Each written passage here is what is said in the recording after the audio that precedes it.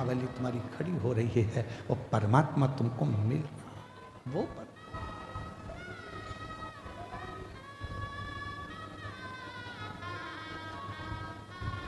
भाव की मूलता रखी, भीड़ की नहीं। पार्वती मैया तप में लगी हैं, जहां पर वो थोड़ी सी भी डाउन होती हैं, थोड़ी सी उनको लगता है कि शिव नहीं मिलेंगे क्या, शंकर नहीं मिलेंगे क्या, तब भोले बाबा किसी ना किसी का रूप रखकर आकर उनको समझा जाते। तुम भी जिंदगी में जब जब डाउन होगे, तुम्हारे जीवन में जब जब तुम परेशानी की ओर बढ़ोगे और जब जब तुम्हारे जीवन में थोड़ी तकलीफ आएगी, अगर तुमने एक लोटा जल शिव जी को चढ़ाया है तो वो मंदिर में से निकलकर महादेव तुम्हारे दरवाजे पर आकर तुमको समझाने का प्रयास करें। मेरा शंकर भगवान कभी अपने असली स्वरूप में नहीं आता, याद रखना। मेरा भोले बाबा कभी तुम्हारे सामने गले में सांपों की माला लेकर, डमरू लेकर, भस्म लगाकर, जटा बांधकर, रुद्राक्ष की माला पहनकर, त्रिपुंड लगाकर, ऐसे मेरे शंकर भगवान बागंबर धारण कर कर कभी नहीं आते ही नहीं है। उन्होंने पार्वती जी को तुरंत माता जगत जननी जगदम्बा पार्वती जी को वचन दिए। 2 वचन माता पार्वती जी को शंकर भगवान ने दिए थे। पहला वचन दिया था कि मेरी परिक्रमा पूरी नहीं होगी, ये पार्वती को वचन दिया। इसलिए कभी भी शंकर भगवान की परिक्रमा पूरी नहीं होती। यहाँ से चालू करा, जैसे ये शिवलिंग है तो यहाँ से चालू करके यहीं से वापिस सजाते हैं, जहाँ से जल बहता है उसको लांघते नहीं, क्योंकि पार्वती को वचन दिया। गणेश जी महाराज ने शंकर भगवान की परिक्रमा पूरी कर ली थी। षडानंद कार्तिक के परिक्रमा करने मोर पर गए थे और गणेश जी ने चूहे पे बैठ के शंकर की परिक्रमा कर ली थी, देवादिदेव महादेव की। तो भगवान शंकर प्रसन्न होकर वर दे दिए थे कि तुम प्रथम गिनती में गिनाओगे गणेश, सारी दुनिया तुम्हारी पूजन करेगी। तब पार्वती का दिल दुख गया था। पार्वती ने कहा मेरा एक बेटा परिक्रमा करने मोर पर बैठ कर गया, दूसरे ने बुद्धि का परिचय दे दिया, चूहे पे बैठकर तुम्हारी परिक्रमा कर ली तो तुमने उसे वर दे दिया। मेरा एक बेटा तो दुखी होगा ना, माँ तो दोनों बेटे की सोचती है ना, और तुम्हारे लिए एक प्रिय हो गया। भोलेनाथ, आज ये पार्वती अपने पति से वचन मांगती है। मैं जानती हूं कि तुम भोले हो, तुम्हारी कोई भी परिक्रमा करेगा तो तुम उठाकर कुछ भी दे दोगे, इसलिए आज वचन दो कि तुम्हारी कभी भी पूर्ण परिक्रमा नहीं हो। शिव जी ने वचन दे दिया, वचन कि मेरी पूर्ण परिक्रमा नहीं होगी, अधूरी परिक्रमा, पूर्णता में नहीं। शिव को पहचानो। और दूसरा, मां जगत जननी जगदम्बा भगवान शंकर से मांग रहे। जब दुख की घड़ी, जब तकलीफ की घड़ी, कष्ट की घड़ी, तब आपको आना।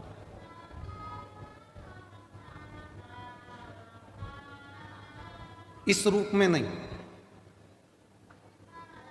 क्यों? इस रूप में दिक्कत क्या है? गले में सांप पड़ा है, नीचे बाघंबर है, रुद्राक्ष की माला है, त्रिपुंड है, कंठ नीला है, भस्म चढ़ी है। इस रूप में क्यों नहीं? पार्वती जी ने कहा मैं तुम्हें बताऊंगी, समय आने दो। समय आया। भगवान राम जी का प्रागट्य हुआ। शंकर भगवान दर्शन करने के लिए गए तो कौशल्या मैया ने शंकर भगवान को राम जी का दर्शन नहीं किया। फिर द्वापर आया, भगवान कृष्ण का प्रागट्य हुआ।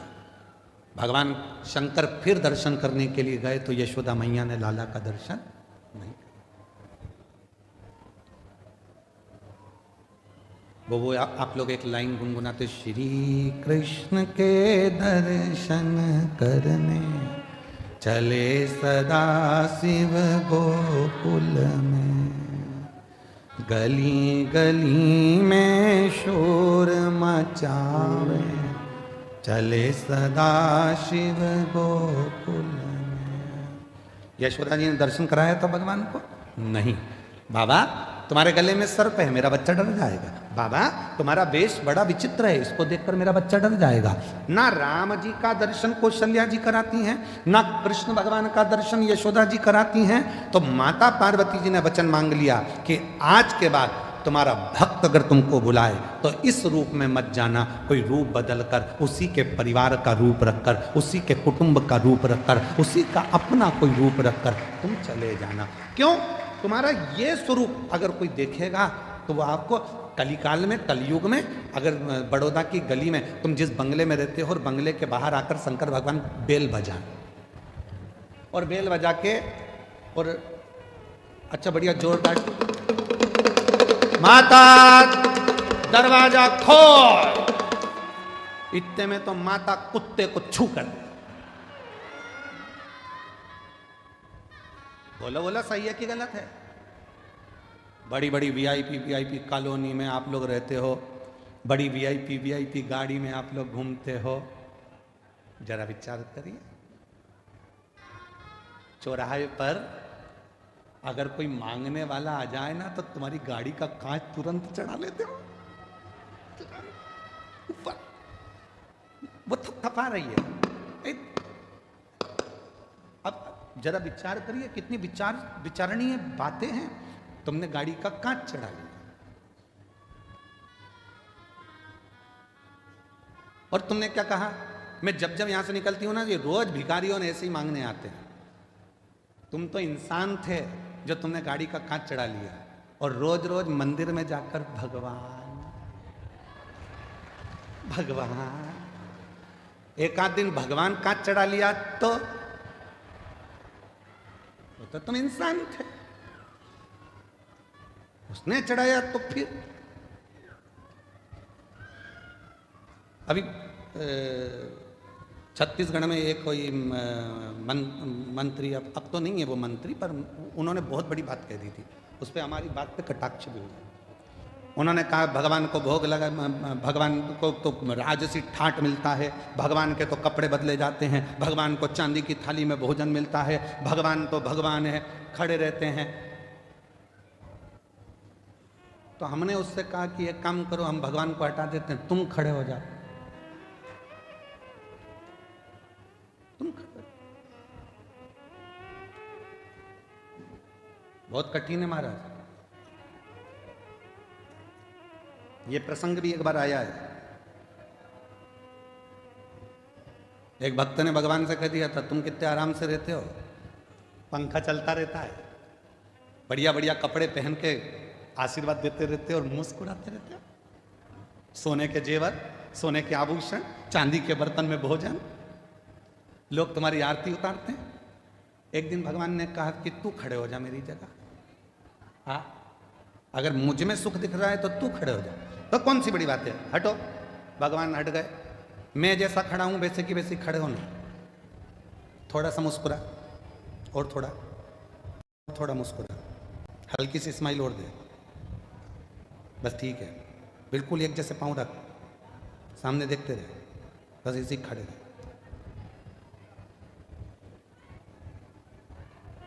अब इतने में से नीचे से चींटा चढ़ गया, चींटा।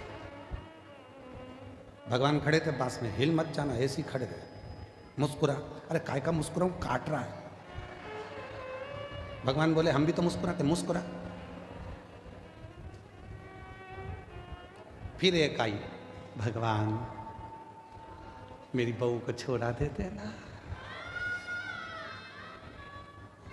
ये पीछे से बोला इतनी बेकार है, इसको तो कुछ मत देना। भगवान बोले चुपचाप खड़े रहे।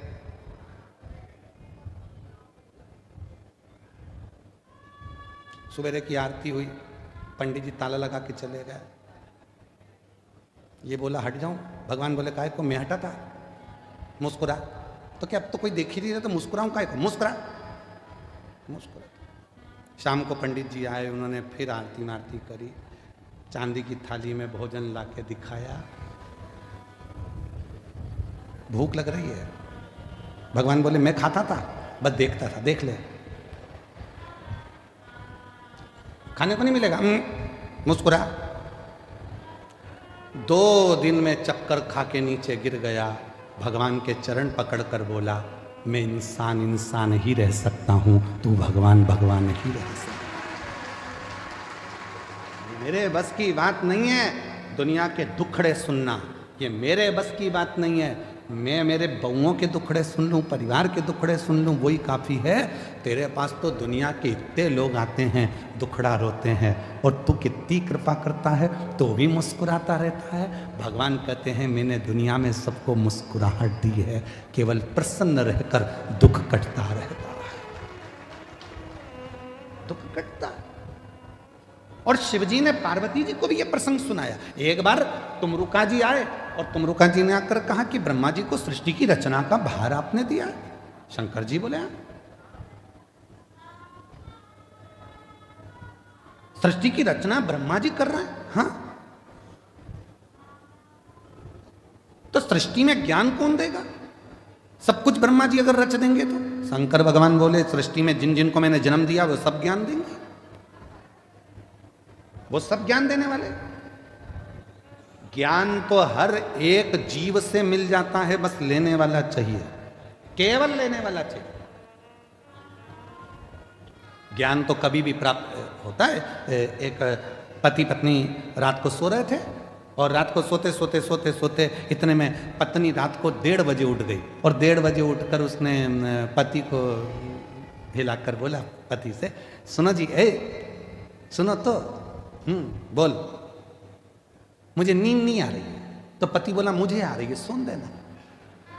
नहीं, सुनो तो, बोल, मुझे इसलिए नींद नहीं आ रही, मान लो अपने कोई पप्पू हो गया तो कहां सोएगा।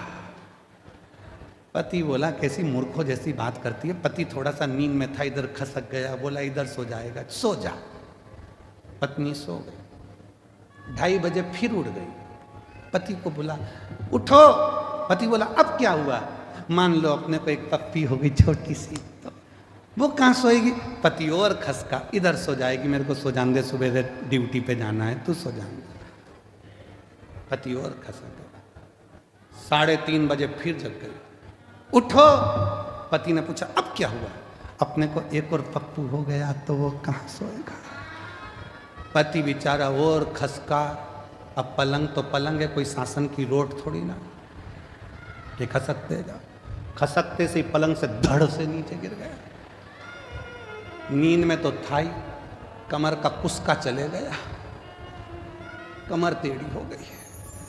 पति बोला अब तो सो जा। पत्नी सो गई, पर पति को नींद नहीं आई, उठ गया। एक बैग तैयार करा। पत्नी सवेरे से उठते से बोलती है गुड मॉर्निंग। ये तो बताओ रात को इतनी अच्छी बात कर रहे थे, अभी सुबह सुबह कहां जाने की तैयारी कर रहे हो? पति ने कहा रात को मात्र पुत्र की कामना करी और कमर की हड्डी टूट गई। अगर वो पुत्र पैदा हो गया तो ना जाने कौन कौन सी हड्डी तोड़ेगा। इससे अच्छा है मैं तो जाऊं और गिरनार के पर्वत पर बैठकर भगवान शिव की आराधना करूं, दत्त की आराधना करूं।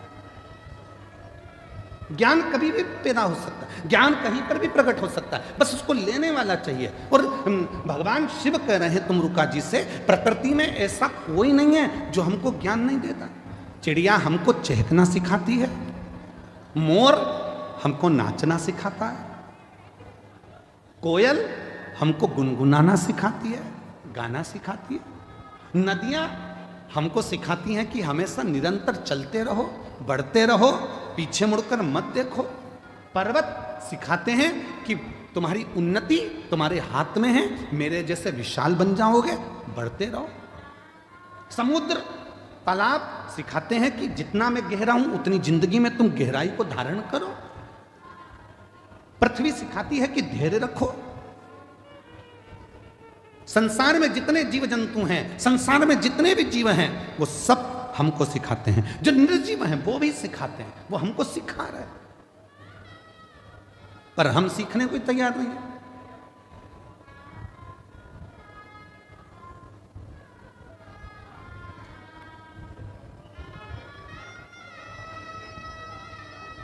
सास कहती है ये कल की आई हुई बहू की सुनूंगी मैं। सास के मुंह के शब्द रहते हैं कि कल की आई बहू की सुन के चलूंगी, उसकी सुनूंगी। बहू कहती है मैंने अपने बाप की नहीं सुनी तो तुम्हारी सुनूंगी।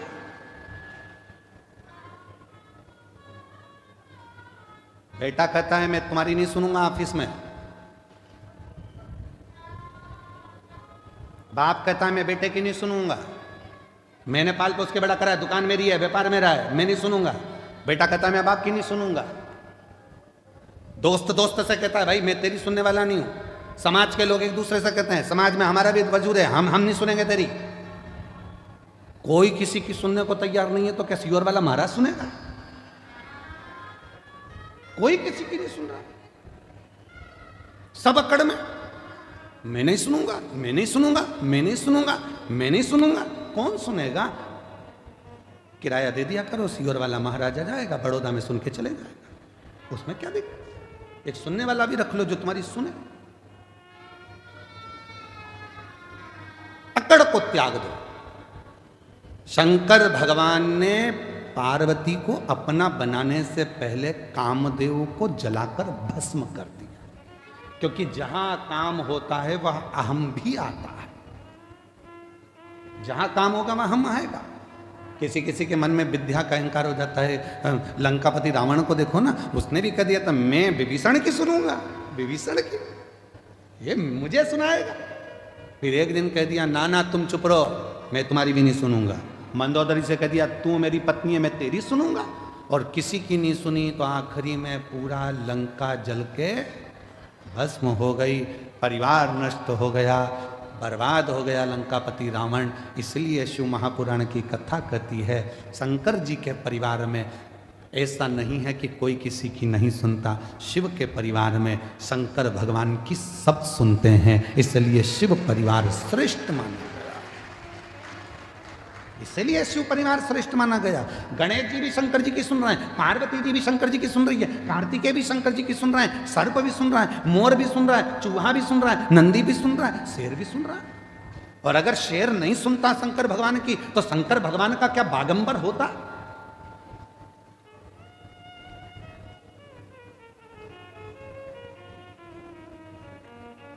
शिव जी क्या बागंबर पहनते?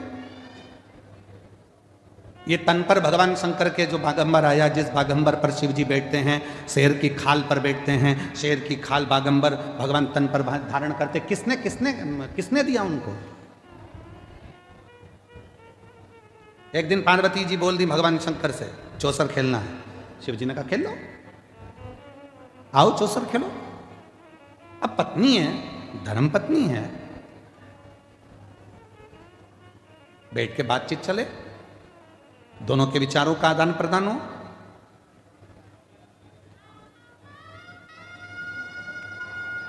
बहुत विचित्र समय है, पर हमको बड़ौदा में बहुत अच्छी चीज लगी है। जो हमको देखने को मिला उसमें हमको बड़ी प्रसन्नता लगी। बड़ौदा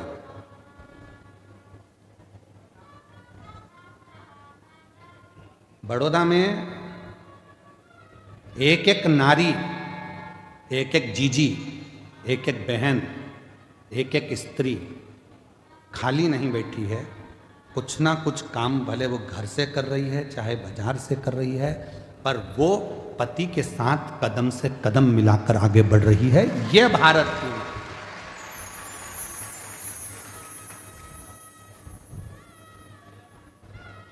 और पति कह रहे कि मैं बड़ा, तुमसे बड़ी है वो। क्यों?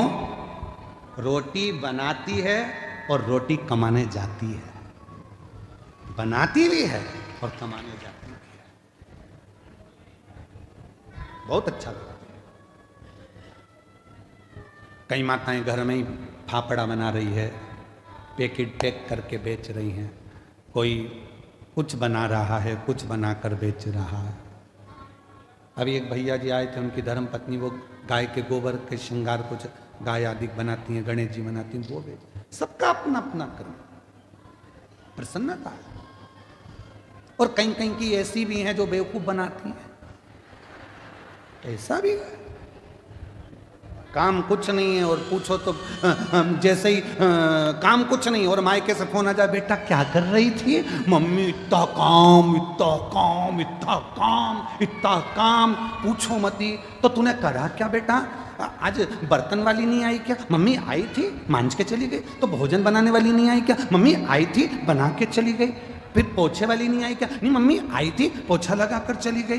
फिर काम क्या था बेटा? बच्चे स्कूल गए क्या? हाँ। उनका टिफिन किसने बनाया? मम्मी, वो हमारी सासू जी ने बना कर दे दिया था। फिर बेटा काम क्या था जो तू थक गई? मम्मी, आज इंस्टाग्राम पर रील अच्छी नहीं आई, आज इंस्टाग्राम पर रील अच्छी, देख देख के मैं मोबाइल को थक गई, पर एक भी नहीं आई, थक गई। बस इतना सा काम किया बेटा। तो वो भी माँ कह रही है, इतना क्यों लोड लेती है? फेसबुक क्यों नहीं देख लेती है? माँ कह रही। हे भगवान, देख तेरे संसार की हालत क्या हो गई भगवान।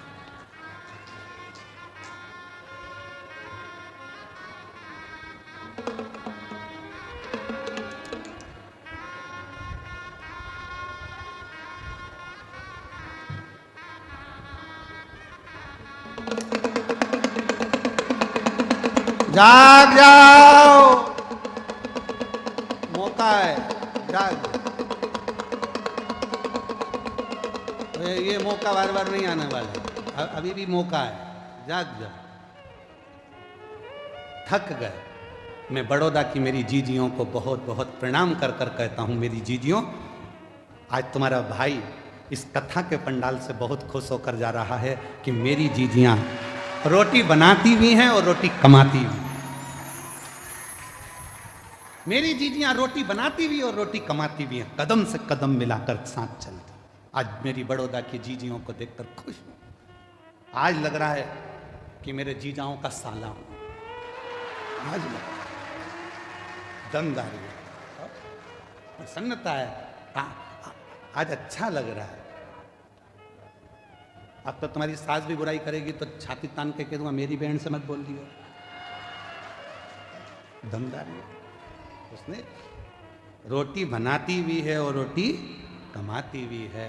इसलिए मेरा निवेदन है कि कोई भी स्त्री को, कोई नारी को, और तुमसे क्या चाहती है? क्या चाहती है? केवल 2 शब्द सम्मान की। जितना तुम अपने बेटे से कहती हो ना, बेटा बहुत भूखा होगा, प्यासा होगा, ऐसा बहू जब नौकरी कर कर आए ना, उससे भी कह दिया करो, बेटा आज तू थकी हुई दिख रही है, कोई टेंशन है क्या बेटा? उसको उसकी माँ की याद नहीं आएगी, सास ही माँ बन जाएगी तो उसकी जिंदगी खुश है। तुझे तकलीफ है क्या बेटा?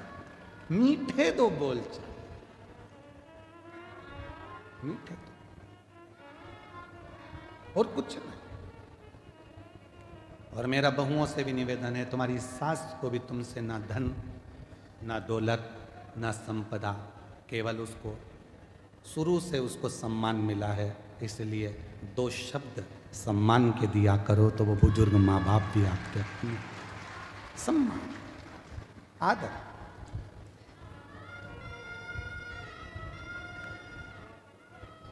पार्वती मैया जीव जंतु, पशु, पक्षी, ये सब हमको सीख देते, सब सीख।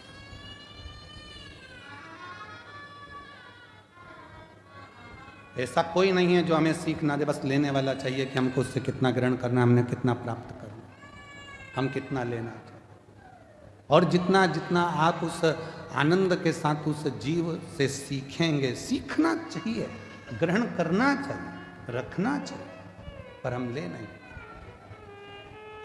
और जो जैसी भावना लाया वो वैसा ही फल पाया, नहीं खाली उसे लौटाया, वो मन ही मन छाया।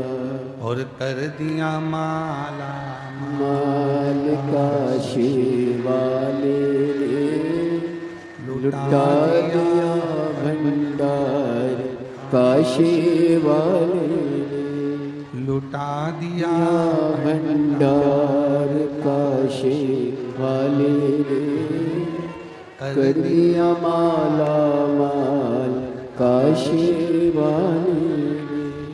अपने आप को हमें सुधारना। शिव जी, आप इस स्वरूप को धरकर मत जाना, दर्शन नहीं मिलते। यशोदा जी ने आपको दर्शन नहीं दिया, कृष्ण इसलिए शंकर भगवान अपने असली स्वरूप में नहीं आते। भगवान शंकर की पवित्र कथा कर रहे हैं। पार्वती जी ने शिव जी से वचन मांग लिया। एक वचन है शिव जी की पूर्ण परिक्रमा में,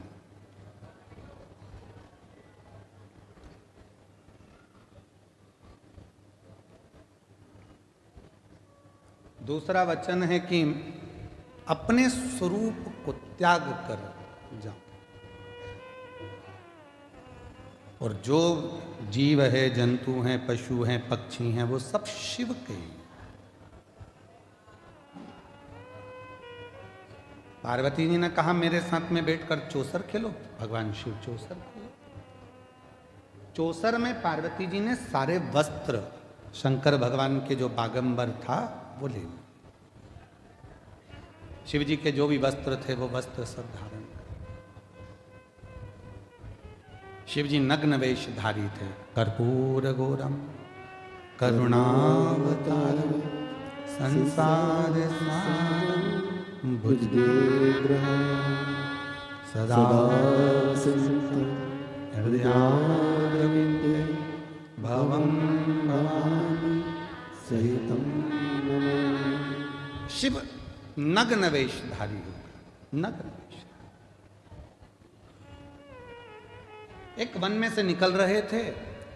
ऋषियों की धर्म पत्नियां शंकर भगवान के बैठे हुए स्वरूप का दर्शन कर रहे थे। इतने सुंदर देवादिदेव महादेव, इतने सुंदर कि ऋषियों की धर्म पत्नियां उनको देखकर स्तुप्त हो गई, रुक गई, हिली तक नहीं।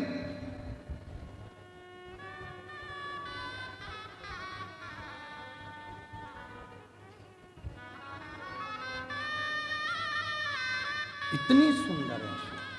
तेरी प्रतिमा इतनी सुंदर, तू कितना सुंदर होगा, तू कितना सुंदर होगा।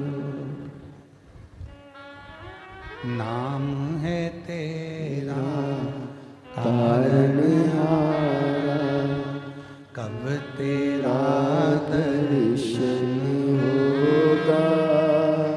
तेरी प्रतिमा कितनी सुंदर, तू कितना सुंदर होगा।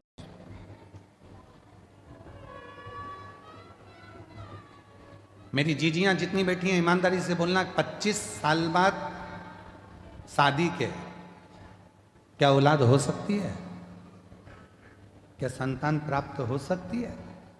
पर जब वो कृपा करता है तो फिर किसी की नहीं चलती, उस महादेव की और उस महाकाल की ही चलती, उसी की चलती। जो जैसी भावना लाया वो ऐसा ही फल पाया। नहीं खाली उसे लौटाया, वो मन हर्षाया।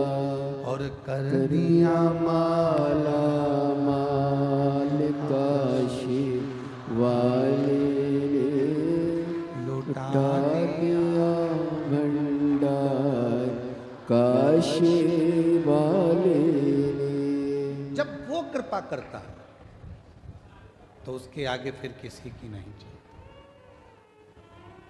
किसी की। बोल बम का नारा है, सारी समस्या का हल। श्री शिवाय नमस्ते। वो कृपा कर सुख देता। शिव जी का स्वरूप देखा ऋषि पत्नियों ने, बड़े सुंदर थे। स्तुब्ध रह गई, खड़ी की खड़ी रह गई। पति ढूंढते ढूंढते आए और उन्होंने जो अपनी पत्नियों को लेकर गए, गुस्सा आ गया पतियों को। ऋषियों ने पहचाना नहीं भोलेनाथ जी कि ये शंकर भगवान। और ऋषियों ने एक विचार करा, ना जाने कौन पुरुष आया है और हमारी घर की स्त्रियां उसको देखकर उसकी ओर आसक्त हो रही। आया तो है पर वो जीवित ना बचे, उसके लिए कृत्य किया जाए। जिस मार्ग से वो निकल कर जाएगा उस मार्ग में एक खड्डा खोद दिया जाए।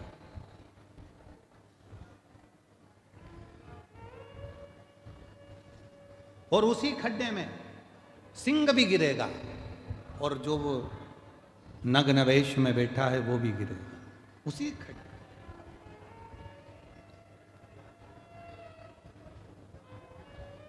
भोले बाबा जा रहे थे, उनकी तो लीला थी, खड्डे में गिर गए। एक सिंह को अग्नि की मशाल के द्वारा ऋषियों लेकर आए और उस खड्डे में गिरा दिया। बाघ सिंह भी उस खड्डे में है और मेरा शिव भी उस खड्डे में है। बाघ तो खाने के लिए शिव जी की ओर जो आया, शंकर भगवान उसकी ओर देखकर मुस्कुरा दिए। मुस्कुरा। दुनिया की हम सूरत की कथा में एक बात कही थी, आज फिर कह रहा है। लड़ाई होती है ना तो जूता चलता है, चप्पल चलती है, डंडे चलते हैं, बंदूक की गोली चलती है, थप्पड़ चलते हैं, सब कुछ चलते हैं। पर एक बात याद रखना, ना बंदूक की गोली चले, ना डंडे चले, ना जूते चले, ना चप्पल चले, ना घूसा चले, ना थप्पड़ चले, अगर ये जीवन ना चले। जितनी